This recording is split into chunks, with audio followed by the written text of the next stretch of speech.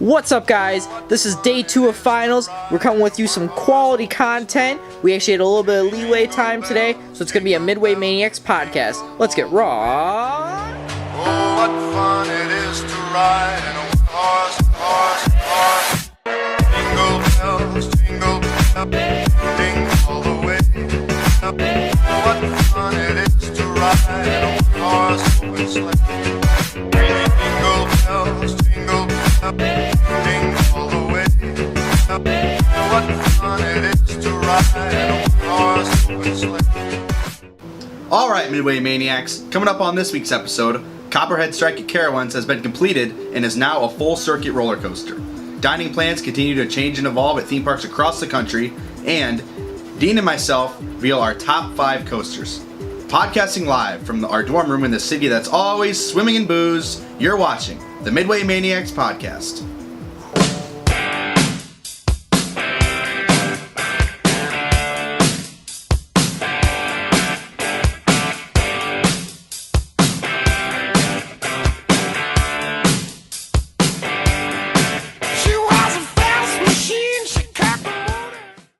Alright guys, what's up?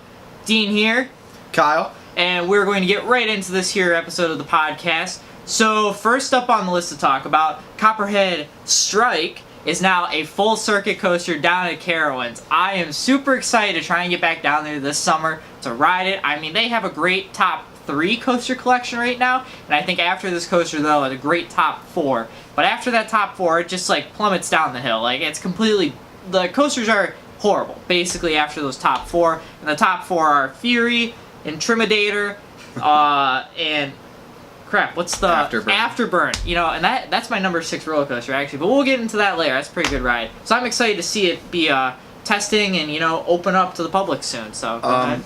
I'm not gonna downplay the importance of a brand new roller coaster opening up in our country, but I'll say I'm not very excited for this one.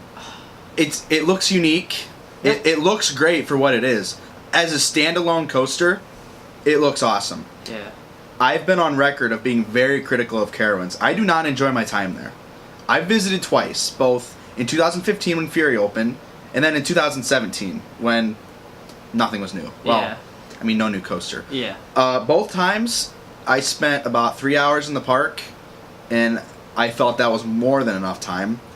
I think they have a long way to go until they're going to hit park status like Kings Island or Cedar Point or Dollywood or any of the Busch Gardens parks. I think they're well on their way. I'm not going to downplay that. They're up and coming. As of now, there's other stuff opening in the United States I'm more excited to see. Yeah. I think I'm going to hold off my trip for a while. Yeah. I mean, I differ with that opinion. I really like Carowinds. I truly believe that it is like up and coming, the Cedar Point of the South. Is it there yet? No. But the park overall feel, the atmosphere, what it's like, not so much the rides, but just like the overall general feel of the park. It does feel like a Cedar Fair park, which I love, and it does feel like a better Cedar Fair park in my opinion. So I might try and get a trip down there this year, but if it doesn't happen, I won't be too disappointed. I do like Fury. I'm not going to downplay that. Fury is an amazing steel roller coaster. But it's kind of a one-trick pony there at Carowinds. Yeah. You got Intimidator, which is the same thing, and I think Diamondback's better. Yeah. You got Afterburn, and I think Banshee's better. Oof. Well, I haven't been on Banshee, so I'll reserve my thoughts. But I really love Afterburn. Afterburn's a good coaster. You want to take us into our next topic? I mean, I took us into this topic, so it's your turn now. We got to go back and forth. All right. Something we hold near and dear to our hearts: dining plans. Food. Food. We saw this come along years ago at, I believe you corrected me earlier, SeaWorld. Yeah, SeaWorld. The SeaWorld Busch Gardens parks started it. Yeah. Yep. Six Flags jumped on the bandwagon. Cedar Fair picked it up, I think, 4 years ago now. Yeah. So like this is something that it's not completely new anymore, but it's something that is always changing, always improving, always evolving. Yeah. So for the sake of, I guess, continuity here, we are both season dining holders at Cedar Point. Yes. So let's go into kind of like your pros, cons. Yeah. Do you think it's a good value or not? Yeah. So I've always been one of those guys that I envy the Six Flags people who have the dining plan, the ultimate dining plan, or I don't even know what it's called, the gold plan or whatever it is. Yeah, it's something tied to your gold pass. Yeah, where you get 2 meals and a snack every time. And I'm not too sure, I'm not too up to date or sure about the pass and stuff, if it's like you can wait however much time you want, or if you can go get 2 meals right at the same time. I'm not too sure about that. I don't know off the top of my head either, and for the sake of correctness, I'm not going to go into it. But leave it down in the comments below if you know. But anyways, I envy those people because they get a snack with their 2 meals. I mean, some of the days at Cedar Point, I'll get there at like 10 a.m. in the morning, have a meal at like noon, 1 o'clock, and then eat again around like 5, 6, 7 o'clock at night, and the park's open till midnight. So I want an ice cream cone or something, or a funnel cake or a snack or something. And I've never been opposed to paying an extra, say, $20, $30, $40 more for my dining plan just to have that snack option available, because I get enough use out of it. I mean, I think the times that I went to Cedar Point this year are up in the 20s, and I've used both meals every time I went. That's just for the overall general scheme, not including like what they offer on the food, but like what I'd like to see Cedar Fair do, because Cedar Point is my home park, and yours as well. Since we're talking Cedar Point, the very first year they came out with it, I loved it. Yeah. I thought it was a great value. When it came out, I was not old enough to drive to Cedar Point myself. Yeah. So it was great for me, and it was great for my parents to know if they drop me off for the day or I go up with a friend, I got food covered. Yep. As of late, specifically this past season, I still think it's a good value, but each season is becoming less of a value because the price keeps going up. I was at the point when it came out, I was like you, I would always get 2 meals a day, every day. Now, I usually get 1. Yeah. I don't often get that second one, just for the pure fact that I'm not there long enough to get both. Because I'm 45 minutes away, I go up for an evening, I spend 3 hours, I eat once. When I'm there for long days, when I'm there with friends, it's a great thing because, we can all get a little something to eat. Maybe we head into Sandusky afterwards. I guess that's kind of a rundown on it. I also, this past year working at the park, I would almost always just head into the employee cafeteria. I still think it's great value. We got Chick-fil-A back this year. That's one of my favorites. Oh yeah. Not open Sundays. Not open Sundays. Okay. I know you're a big fan of Chickies and Pete's. Yep. I've been there 3 or 4 times. I'm not going to say anything bad about it. Yeah. It's a solid place to eat. The food quality could be better. Food quality could definitely be better. Yeah. Oh yeah. At Cedar Point specifically, we're talking Cedar Point specific. I feel like their food, they could give, not only could the quality be better, but they can give you a little more. They used to offer, this was 2017, I know that me and my girlfriend at the time, we would share my 1 pass, and so we would get 2 slices of pizza and a side at the water park. Well then, like 2 weeks after, we went in, and they dropped it down to 1 slice of pizza and a side. It's like, are they really losing that much money? Yeah. Kings Island can do it. Kings Island has 2 slices of pizza plus a side, or breadsticks and a side or whatever. And don't even get me started on the SeaWorld and Busch Gardens corporations. They are literally shoving food down your throat and throwing it at you. Let's finish up Cedar Fair here, and then we'll go into that. I have one more thing to say on this topic. Okay. On the complete opposite end of the spectrum, when I visit Kings Island, it's great. Because Kings Island for me is a park that is about 2.5 hours. I'm always there long enough to get my 2 meals. This past Friday, me and some friends went down to Winterfest, and we all used both meals as visit number 2 for the season. You brought up SeaWorld, Busch Gardens. What parks? So those are the Busch parks, obviously. What parks have you used a dining plan for that the Busch Parks own? I've only been to for the Busch Parks. I've only been to Busch Gardens, Tampa Bay, down in obviously Tampa Bay, Florida. Beautiful park, 10 out of 10, highly recommend it. It's a mix between a theme park and a zoo, put into one. Beautiful park, highly recommend. But anyways, beside the point, we went to go purchase our tickets, and they are a little more expensive. They were around, $90 to $100, I think, just for the actual ticket to get into the park. Well, we were looking online, and you could add an all-day dining thing for only like $10, $15 more. I think the tickets came out to maybe $115, $120. Very much worth it. And when me and my girlfriend at the time went in, I mean, we just gorged ourselves. We couldn't believe the amount of food that they gave us. And I believe the time limit there is 90 minutes. Oh no, versus an hour. It's an hour. It's an hour. It's, it's 60 minutes. I couldn't believe that minutes. either. My bad. Yeah, and it's not like it's kind of like Cedar Fair's all day dining thing that you pay like $30 for or whatever. That's different from the season pass dining, but still, like, we were only going to be there for one day, so we bought that. But anyways, when we go in to get food, they're like, all right, so here's a whole wrap, and you get a side, and you get fries, and you get a drink. And I'm like, what? We get all that? We don't just get like half of a wrap and some fries? They're like, nope. You get either a choice of dessert, choice of veggie, choice of salad, fries, the wrap, a drink, and the drinks can even include a bottle of water or a bottle of Powerade.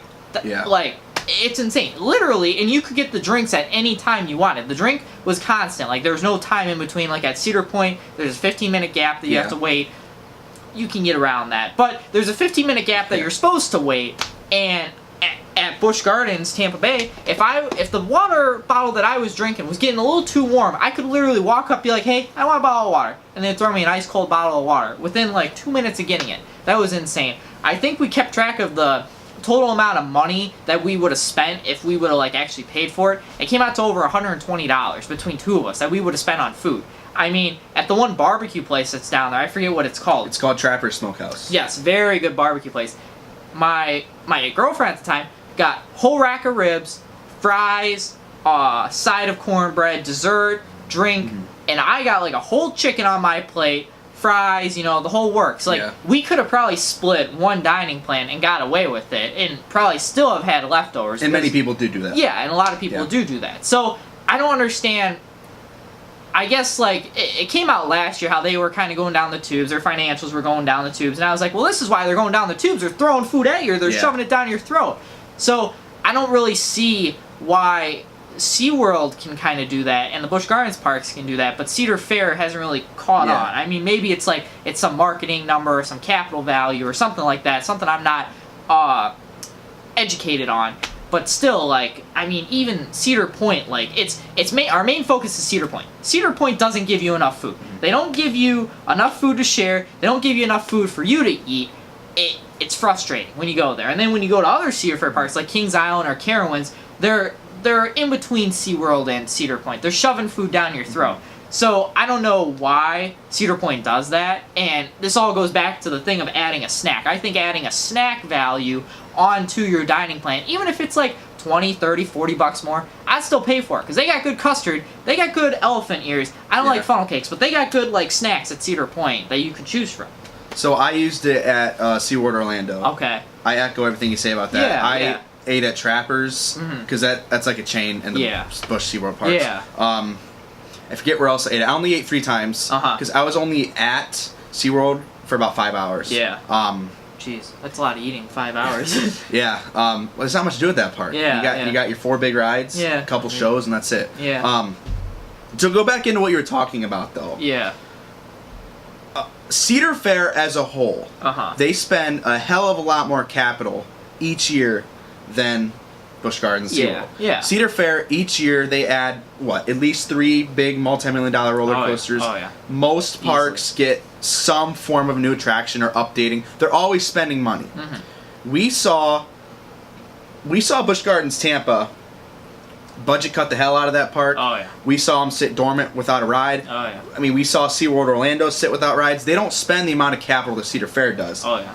So, I mean, in my opinion, they're able to spend that in other aspects of it. Yeah. And like you said, with Six Flags, you know, they spend the amount of capital Cedar Fair does, but they don't always put big investments, so they get a bigger ROI. Return on investment. I know what that means. They're always, I mean, there's a neighborhood Six Flags almost everywhere you can turn to. Yeah. I mean, it's except for our case, there's not. Yeah. Almost everywhere else, there's neighborhood Six Flags. Yeah. Everyone goes there. You're always raking in money. And also, it's a thing there where, I mean, I hate to say it, but I mean, Six Flags is turning into the babysitting service of theme parks. So, like I was talking about earlier, a parent drops their kid off, they throw them a dining pass, they say, there, you're good for the day. And Six Flags knows that. Yeah. They know that's exactly what their target audience is. Oh, yeah. So they're building upon that, and and it's all about location, too, at the Six Flags park, being a babysitting service. I mean, you got to look at where kind of focus and stuff. They're all kind of placed around bigger cities, where some of the Cedar Fair parks aren't in such big cities. I mean, you got Knott's Berry Farm that's kind of in a big city, but yeah, it's 10 minutes from LA. Yeah, 10 minutes from LA, but Cedar Point's not a really big city. And I mean, no. Kings Island is kind of getting away. Kings Island is close. You pull from Kentucky and Columbus. Yeah. Kings Dominion, you pull from Richmond. Yeah. I mean, Carowinds, Charlotte's a big. So I mean, obviously there's some, but there's more that aren't. Yeah. Yeah, like Valley Fair. I mean, that's really not Valley a big Fair, area. Michigan's Adventure, Worlds of Fun, Dorney Park. Yeah. Dorney Park, not as much. Kind of, yeah. Dorney Park does a hell of a lot better in their water park than their dry park. Oh yeah. I went there last summer. Water park, completely slam packed. Yeah. Any slide you wanted to go on, 45-minute wait. Jeez. Their dry park, no wait at all. You can walk right on. Ouch. So speaking about rides, we're gonna go ahead and get into our top 5 coaster countdown. Now this is a mix of both wood, steel, hybrid, all the everything. We're not cutting a list from wood or steel. I've been on, I think I just did all my coaster credits and counted them before the Dollywood trip, because I'm missing, I think, 3 credits from Dollywood. Yeah. And a couple from Kings Island. Well, there's only 2 coasters open. I'm missing the 1 credit. But anyways, 3 coasters open, missing the 2 credits. Something like that. Some numbers. Math major here. But anyways, we are going to count down our top 5 coasters. I've been on about 43 coasters, 43 credits, and obviously some of them Gemini, both sides. You know how that game goes. I don't know. I do not have a number for you. I estimated it's in the high 100s to low 200s. Yeah. I mean, I'm pretty lucky to be well traveled. Yeah. But I don't have a solid number for you. Yeah. But do we want to start with 5 and work our way up? Or do we want to start at 1 and work our way up? 5 up? Okay. Yeah. Even though I think a lot of people know what our number 1 is. But anyways, number 5. Why don't you start with your number 5? Alright, so my number 5 is Cheetah Hunt down at Busch Gardens, Tampa Bay. Went and rode it this past spring. It was on like April.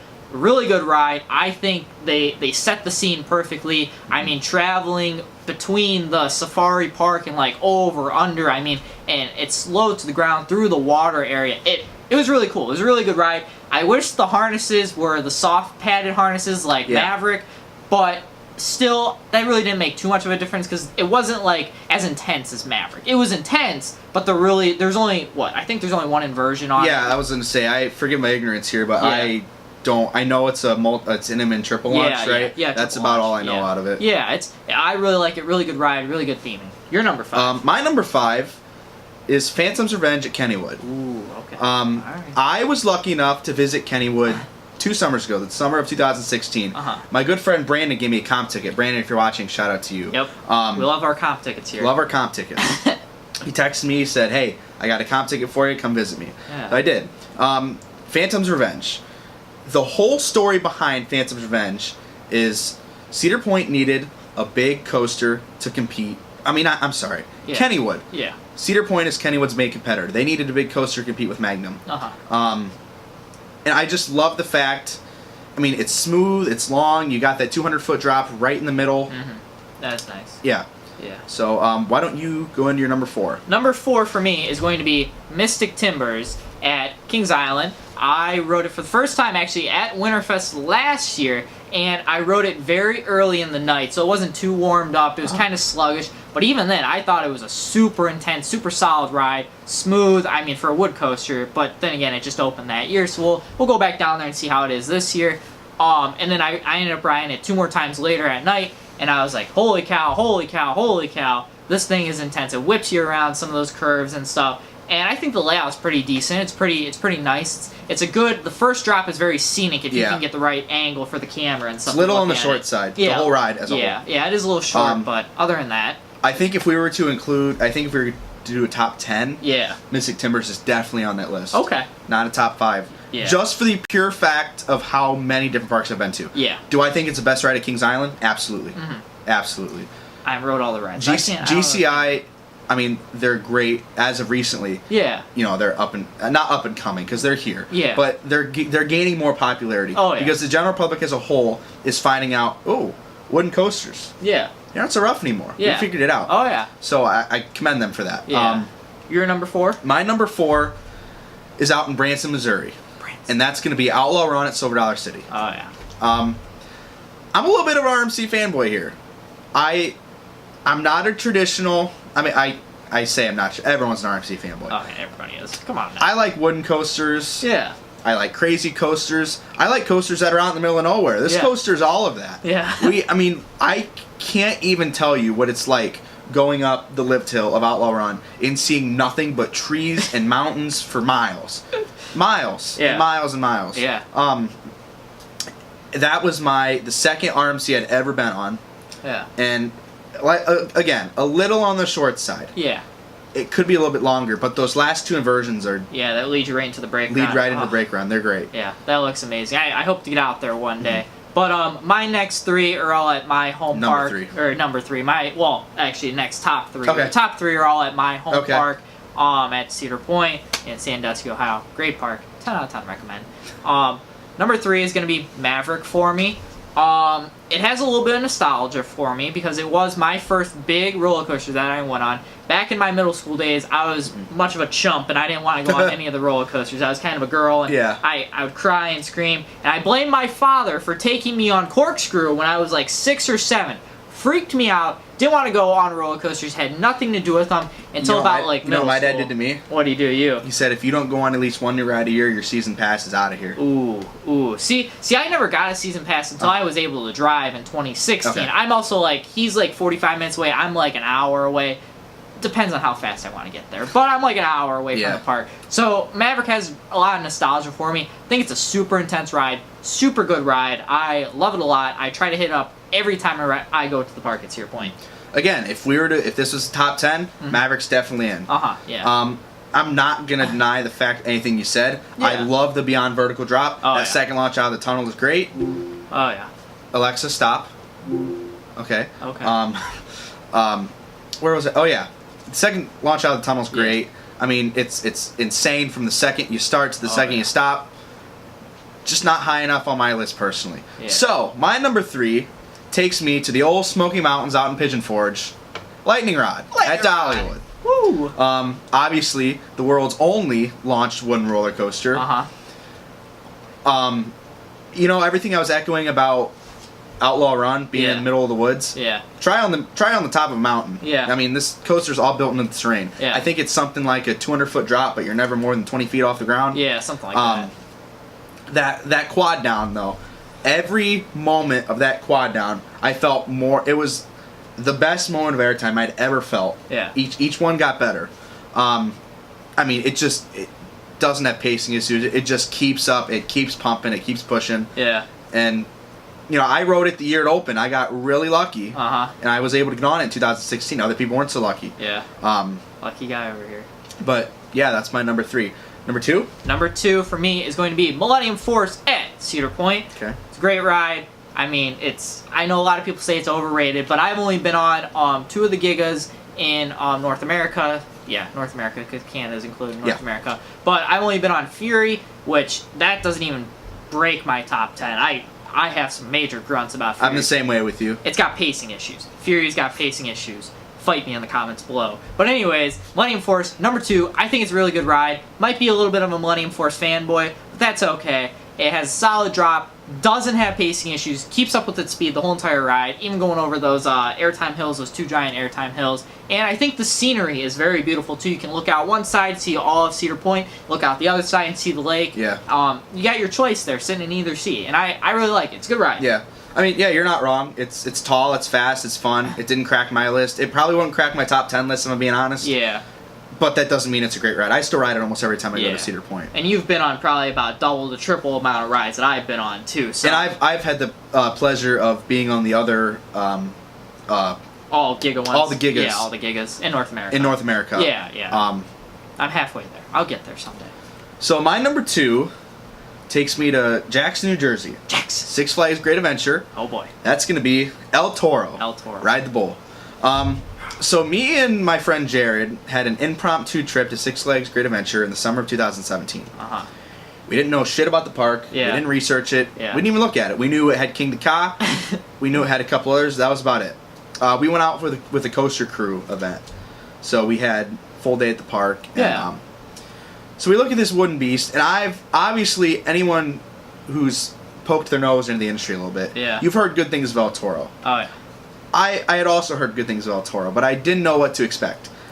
And I believe I told you this story earlier. Yeah. Me and Jared, we rode this beast, It is so fast. It is so smooth. It is so intense. I mean, you're just getting thrown around. Oh yeah. We hit the brake run, and we both looked at each other, and we had a simultaneous like, "What the hell was that ride?" Like, Jesus. Oh yeah. Oh yeah. And it's actually it's one of the only, actually I think it's the only Intamin prefab Woody Yeah. in the country. I think it is, I know yeah. there's another one out in Germany, Yeah. Yeah. but I'm pretty sure it's the only one in the country. And fun fact, it was erected by RMC. Yeah. So technically RMC. it's RMC. Technically. But I mean, it's fast, it's intense, it has great airtime. Yeah. So, all right, moving to the inevitable number one. I mean, you know what it is. Yeah. We know what it is. It's both of ours. Both of ours. That takes us to the shores of Lake Erie in Sandusky, Ohio. Steel Vengeance. Frontier Town 2018. Great intro. I believe this whole episode I've been giving a little bit of a gripe about short roller coasters. Yeah. If that is ever something I say about this roller coaster, kick me. Yeah. Because it's not. The first time I ever rode this roller coaster, I hit the brake run, and I'm like, I'm content. If it stops right here, Yeah. I'm content. The mid course, not the brake run. The Right? mid course, mid-course, okay. not the brake run, the Yeah. mid course. I'm good if it stops right here. Yeah. It didn't. It kept pumping. It's fast, airtime, inversion. It's crazy. Yeah. I mean, if you are not, I mean, you can lose your bearings so easily on the ride, especially, yeah. and it happened to me, Oh, yeah. especially at night, Yeah. out diving through that structure. I mean, you don't know what's Second up. half of the ride, Yeah, yeah. you don't know what's up. You don't know what's down. You don't know which way you're going. Oh yeah, I echo all that. My first ride on it was actually opening day, and we had waited in line for what 5 or 6 hours. We were on the better half of 5 hours. Yeah. About to hit 6. Granted, I had already been on it. I Yeah. rode it pass holder preview night. I didn't. It broke down for him. Yes. It broke down for me too. I waited 3 hours on the staircase. Yeah. On the staircase. Then I moved up 20 feet, waited another 45 minutes. So, I mean, granted, I'd been lucky enough to been on it, but Yeah. I was doing it for him. Yeah. I mean, we were 6 hours in that queue line. And then I mean, you don't know pain. it was hot. It was hot. It was too. hot. It was I mean, the hype was there. Everyone was just so happy to be Oh, there. yeah. But I mean, 6 hours in line for a roller coaster. Yeah. That's easily the longest I've ever waited for Oh, a yeah. ride. Oh, yeah. Easily. Probably double. And we what didn't I even get want. on it. Yeah. Okay. He was lucky enough to get on it that day. Yeah. I didn't. I was having a piss poor day, and We both were, and it was bad. It was bad. that opening day. I have been a critical fan of Cedar Point for years. Uh huh. I always say they are never ready for opening day. That was very clear this year. Very. Half the stuff was staffed, and I know that's not really a Cedar Point issue because Yeah. you don't pull from a major metropolitan area. Yeah. You know, you're pulling internationals, you're pulling college kids. College isn't out yet. No one's Yeah. gonna start work. Yeah. So I don't really hurt them for that, but Yeah. an average guess, it's gonna dwindle their experience. Oh, yeah. You know, you had stuff that wasn't open, you had stuff that was down. Yeah. It was a bad day in general, and the icing on the cake was standing in line in the tunnel, in Mean Streaks Tunnel, having this pissed off dude come up to us and say, "It crashed." And I'm like, What? what the hell, it crashed? I'm Yeah. like, we would have heard if it crashed. Yeah. Crash was a little bit of an overstatement. Little. Bumped in the station. I mean, still, it slipped the block. Yeah. That's something that shouldn't have happened. No. But I don't know. It's Yeah. That day was rough all and around. it should say something that even after that experience, it is our number one. It Oh, is yeah. unlike anything I've ever been on. Some of the elements on that ride are insane. I think my number one element has to be the airtime hill right before you go into the brake run. You come off of the twisted snake roll dive Yep. or whatever, go down, hit a little airtime hill, and then you jump way up, Yep. and then it slams you right into the mid-course brake run. I think that has to be my favorite element on the ride. And again, the structure going inside out, upside down. You don't know what's up, what's down. Great ride. I love it. I got to ride it that night. I was one of the lucky 300 people that they let on at the very end of the night. And I wish I had my photo from that ride, but that's okay. It was insane. Yeah. It was insane. I think I don't know. I can't say any more words about it. It was just that good.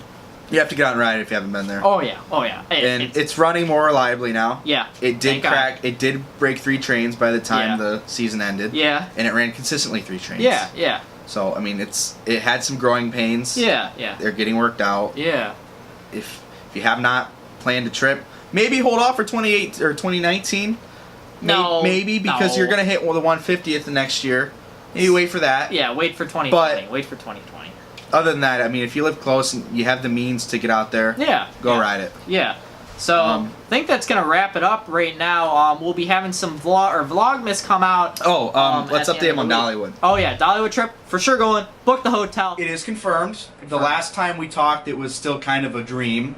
We are hitting Dollywood Yep. Saturday and Sunday. Yep. We're both pass holders now. We are Dollywood season pass holders now. So we're leaving on Friday night after both of our last exams. Oh, yeah. Drive through the night, hit Saturday, Sunday, Dollywood. Monday on the way home, we're gonna hit Winterfest at Kings Island. Yep. Is there anything else you can think of to add to the show? No, I think that's about it. Before we go, shout out to my Hex crew if you're watching. Best house of 2018. Debatable. I'm biased. My own personal opinion. Debatable. We had the most fun. We had the most fun. Oh yeah, I'll give you that. I'll give you that. Other than that, if there's nothing else, we're now signing off from our dorm room in the city that's always swimming in booze. This has been the Midway Maniacs podcast. Good night, everybody. Good night.